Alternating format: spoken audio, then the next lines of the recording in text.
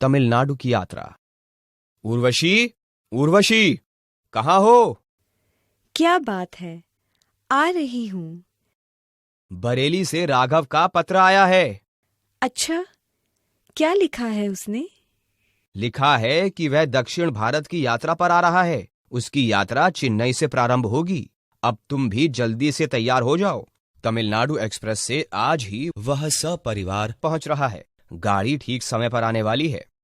पति पत्नी दोनों जल्दी से तैयार होकर स्टेशन पर गए और राघव को सपरिवार घर लेकर आए। कुशल क्षेम के बाद तमिलनाडु की चर्चा प्रारंभ हुई। राघव स्वयं ही बताने लगा कि तमिलनाडु भारत के दक्षिणी सीमांत में तिकोनी आकृति वाला प्रदेश है, जिसे सदा नीरा कावेरी दो भागों में बांट देती है और अपनी नहरों के जल और अपनी सहायक छोटी छोटी नदियों से इसके बहुत बड़े भूभाग को वर्ष भर उपजाऊ बनाए रखती है।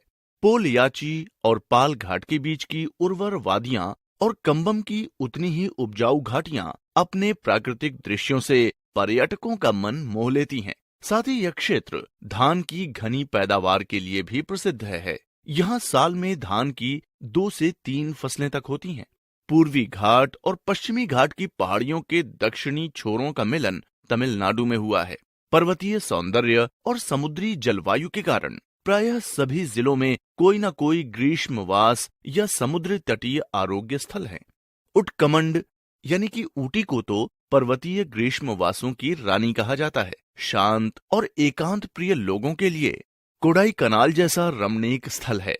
राघव जब एक ही सांस में तमिलनाडु के भौतिक स्वरूप और प्राकृतिक वैभव का वर्णन कर गया तो मेरी पत्नी गदगद होकर बोली, भाई साहब, अपने प्रदेश की ये विशेषताएं तो हमें आज ही मालूम हुई। आप इतना कुछ कैसे जानते हैं? जानती नहीं हो? राघव पूरी तैयारी से यात्रा पर निकला है। इसकी कुछ बातें तो पुस्तकीय हैं और बहुत सी बातें इसने अपने तमिल मित्रों से जानी सुनी हैं। इस तरह जानकारी प्राप्त करके यात्रा करना अच्छी बात है। दूसरे दिन हम चेन्नई का समुद्र तट देखने निकले। राघव, नेहा और उसके बच्चे आश्चर्य से कणंगी की मूर्ति की ओर देखने लगे।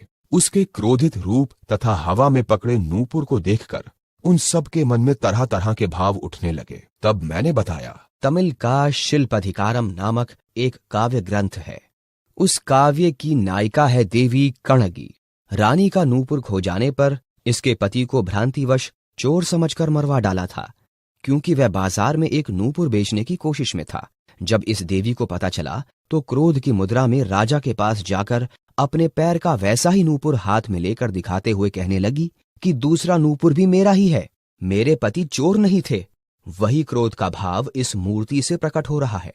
वहां से रेत पर चलते हुए हम लोग समुद्र तट की ओर बढ़ने लगे। दूर से ही हमें छोटी बड़ी अनगिनत नावें दिखीं। पास जाने पर छोटी बड़ी मछलियों का अंबार देखकर हमारी आंखें फटी की फटी रह गईं। मछलियों को देखकर अनामिका करती हुई बोली, हाय हाय, ये मछुआरे कितनी बेदर्दी से बेचारी मछलियों को मारते हैं। मछलियों ने इन मछुआरों का क्या बिगाड़ा है? जब तक मैं जीव जीवस्य भोजनम आदि जीव संघर्ष की बातें अनामिका को समझाता, तब तक राहुल पूछ बैठा, चाचा जी, मछुआरों ने इन मछलियों को कब पकड़ा? मैंने बताया, ये मछुआरे जोखिम भरा जीवन जीते हैं। रात में मछुआरे अपनी नावों को लेकर गहरे समुद्र में चले जाते हैं और मछलियों को पकड़कर सुबह होने पर किनारे लौट आते हैं। अनामिका बोली, सोती हुई मछलियों को छल से पकड़ते हैं मछुआरे। अनामिका की भोली बातें सुनकर हंसते हंसते हम सब के पेट में बल पड़ गए। वहां से आगे प्रकाश स्तंभ को देखकर हम लोग कपालेश्वर मंदिर जाने के लिए निकल पड़े। गाइड ने इस मंदिर के बारे में बताया। कपालेश्वर प्रसिद्ध शिव मंदिर है। इसके गोपुरम बहुत ऊंचे हैं। गोपुरम किसे कहते हैं?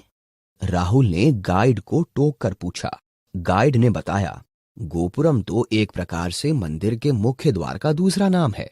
दक्षिण भारत के सभी मंदिरों के सामने सुंदर तालाब होते हैं। तालाब के चारों ओर सुंदर सीढ़ियां बनी होती हैं। मंदिर के चारों ओर प्राकार बने होते हैं। कपालेश्वर मंदिर के तीनों ओर प्रवेश द्वार हैं। हर प्रवेश द्वार पर सुंदर सुंदर गोपुरम हैं। इस मंदिर में अद्वितीय आकर्षक शिल्पकला के नमूने देखने को मिलते हैं।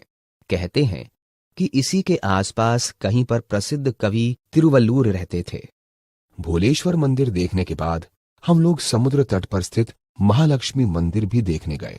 दूसरे दिन सब लोग महाबलीपुरम के लिए रवाना हुए। महाबलीपुरम चेन्नई शहर से 60 किलोमीटर की दूरी पर स्थित है। पल्लव राजाओं के स्मारक के रूप में इसका एक विशिष्ट स्थान है।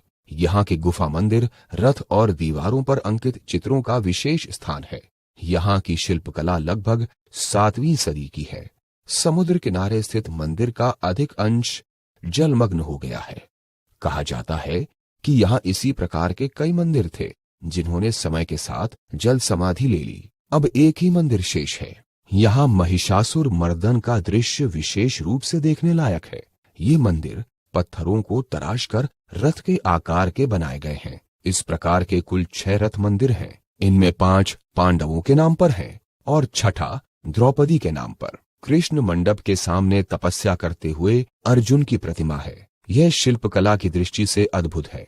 वहां से हम लोग पक्षी तीर्थ मंदिर देखने के लिए निकले। यह स्थान एक पहाड़ी पर लगभग 500 फुट की ऊंचाई पर स्थित है। कहते हैं यहाँ रोज कहीं से 2 श्वेत चीलें आती हैं। इनके बारे में एक दंत कथा प्रचलित है कि इन चीलों के रूप में 2 संत काशी से रामेश्वरम जाते हैं। ये दोनों रास्ते में प्रतिदिन उतरकर वहां के पुरोहित के हाथों भोजन ग्रहण करके विश्राम करते। पूर्व निश्चित कार्यक्रम के अनुसार दूसरे दिन हम लोग बस में बैठकर तमिलनाडु के अन्य दर्शनीय स्थलों को देखने निकले। कांचीपुरम पहुंचने पर गाइड सभी यात्रियों को समझाने लगा। अयोध्या, मथुरा, मायापुरी, काशी, कांची, अवंती और द्वारिका ये भारत की सप्तपुरियां इतिहास प्रसिद्ध हैं। 6ठी शताब्दी में पल्लव राजाओं ने कांचीपुरम में अनेक बड़े बड़े मंदिर बनवाए थे। आज इस नगर में 130 से भी अधिक मंदिर हैं। शंकराचार्य, रामानुजाचार्य आदि महापुरुषों का कार्यक्षेत्र यही भूमि रही है। संस्कृत के प्रसिद्ध कवि दंडी और भारवी पल्लव राजाओं के दरबार में ही थे। कांचीपुरम रेशमी साड़ियों के लिए प्रसिद्ध है। रेशमी साड़ी पर की गई कारीगरी और जरी का काम अद्भुत होता है, इसलिए पूरे देश में यहाँ की साड़ियां बिकती हैं। कांचीपुरम के मंदिरों के दर्शन करने के बाद सभी चिदम्बरम गए। गाइड ने चिदम्बरम की विशेषता बतलाई। तमिलनाडु के पवित्र स्थानों में चिदम्बरम का स्थान सर्वोपरि है। नटराज की प्रसिद्ध मूर्ति यहीं पर स्थित है। नटराज शिव की नृत्य मुद्रा है। इस प्रकार की भव्य मूर्ति अन्यत्र नहीं मिलती। इस मंदिर का निर्माण 6ठी शताब्दी में हुआ था। नटराज की मूर्ति और शिल्पकला को देखकर सब लोग चकित हो गए। मूर्ति, कलश और नृत्यशाला सभी कारीगरी के अद्भुत नमूने थे। वहां से सब लोग तंजाउर आ पहुंचे। तंजाउर के बारे में गाइड ने बतलाया। तंजाउर का बृहदीश्वर मंदिर कई दृष्टियों से महत्वपूर्ण है। यह शिव मंदिर है। राजा चोल ने 1001 ईस्वी में इसका निर्माण करवाया था। यहाँ की प्रमुखता शिवलिंग है जो 13 फुट ऊंचा है। इस शहर में सरस्वती महल नामक एक प्राचीन संग्रहालय भी है। तिरुचिरापल्ली में आकर हम लोगों ने श्रीरंगम का प्रसिद्ध मंदिर देखा। श्रीरंगम का मंदिर रंगनाथ मंदिर के नाम से प्रसिद्ध है। इस मंदिर में कुल 7 परकोटे हैं। यहाँ कावेरी नदी कई धाराओं में बहकर एक छोटे टापू का निर्माण करती है। इसी छोटे टापू में ये नगर और मंदिर स्थित है। कहते हैं कि यह मंदिर 2000 वर्ष से भी अधिक पुराना है। ऐसा मंदिर भारत में और कहीं नहीं है। मंदिर की लंबाई करीब 3000 फुट और चौड़ाई 2800 फुट है। यह एक विशाल मंदिर है। विशाल 4 दीवारी के बाहर नगर निर्माण हुआ है। 4 दीवारी को यहाँ प्राकार कहा जाता है। श्री रंगनाथ के मंदिर में भगवान शेषशायी की भव्य मूर्ति प्रतिष्ठित है। इस मंदिर के बारे में एक दंत कथा प्रचलित है कि लंका पर विजय प्राप्त कर लौटते समय श्री रामचंद्र ने विभीषण के मांगने पर उन्हें शेषशायी विष्णु की मूर्ति दी थी। वही मूर्ति इस मंदिर में स्थापित की गई है। इस मंदिर का जीर्णोद्धार कर इसका विस्तार किया गया है। इसकी 7 मंजिलों पर विशाल गोपुरम निर्मित किए गए हैं। वहां से हम प्रसिद्ध नगर मदुरई पहुंचे। यहाँ का मीनाक्षी मंदिर अपनी सुंदरता और भव्यता के लिए बहुत प्रसिद्ध है।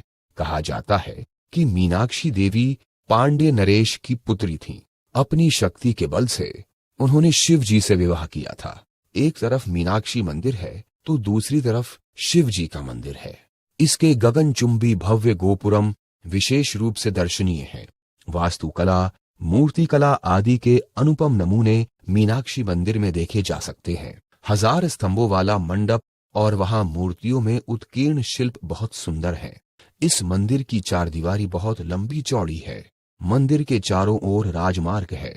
प्रतिवर्ष चैत महीने में रथोत्सव का आयोजन इन्हीं राजमार्गों पर होता है। मंदिर के मध्य मंडप में खंभों को कहीं से भी किसी भी कोण से देखें तो वे एक सीधी रेखा में दिखाई पड़ते हैं। यहाँ रति, अर्जुन, मोहिनी, कलिपुरुष और भवन के अंतिम छोर पर एक अलग मंडप में नटराज के नृत्य करती भव्य मूर्ति स्थापित है। संत कवि तिरुवल्लूर द्वारा रचित तथा तमिल भाषा के वेद के रूप में मान्य कृति तिरुक्कुरल का संबंध भी इसी नगर से जोड़ा जाता है। मदुरई शहर काफी बड़ा है और तमिलनाडु में चेन्नई के बाद इसका दूसरा स्थान है। मदुरई से हम लोग रामेश्वरम आए। रामेश्वरम के बारे में गाइड ने बताया, इस मंदिर के चारों ओर विशाल गोपुरम है। इस मंदिर का प्रांगण बहुत बड़ा है। मंदिर के स्तंभों पर की गई अद्भुत कारीगरी देखने लायक है। यहाँ मीठे पानी के 22 कुंड हैं। यहाँ से श्रीलंका केवल 75 किलोमीटर की दूरी पर है। इसके बाद हम लोग रात्रि बस द्वारा कन्याकुमारी पहुंचे। यह स्थान तीनों सागरों अरब सागर, हिंद महासागर, बंगाल की खाड़ी के संगम स्थल पर है। यहाँ समुद्र किनारे पर विभिन्न रंगों की रेत मिलती है। विभिन्न रंगों की रेत के संबंध में भी एक दंत कथा प्रचलित है। किसी कारण शिव जी का विवाह कन्याकुमारी से नहीं हो पाया था। तब कन्याकुमारी ने गुस्से में आकर विवाह के लिए एकत्र सारी मांगलिक सामग्री, कुमकुम, अक्षत, चंदन आदि को उठाकर जल में फेंक दिया। कहा जाता है कि इसी कारण यहाँ की रेत अलग अलग रंगों में दिखाई देती है। हम सभी यात्री विवेकानंद स्मारक देखने गए। स्वामी विवेकानंद अमेरिका जाने से पहले इसी स्थान पर समुद्र के बीच एक चट्टान पर ध्यानमग्न हुए थे। इसी चट्टान पर संगमरमर का भव्य विवेकानंद स्मारक निर्मित हुआ है। कन्याकुमारी से सूर्योदय और सूर्यास्त के सुंदर दृश्य देखने के लिए हमें एक दिन रुकना पड़ा। रिया ने अपने प्रियजनों को भेंट करने के लिए शंख और सीपी की बनी चीजें खरीदी। अगले दिन प्रातः हम लोग रेल द्वारा तिरुवनंतपुरम पहुंचे। अब लोगों की विदाई की घड़ी आ गई थी। राघव और उसके परिवार को तिरुपति के लिए रवाना करते हुए मैंने कहा, हम लोगों की यात्रा चिरस्मरणीय रहेगी। राघव बोला, निश्चित रूप से अविस्मरणीय रहे।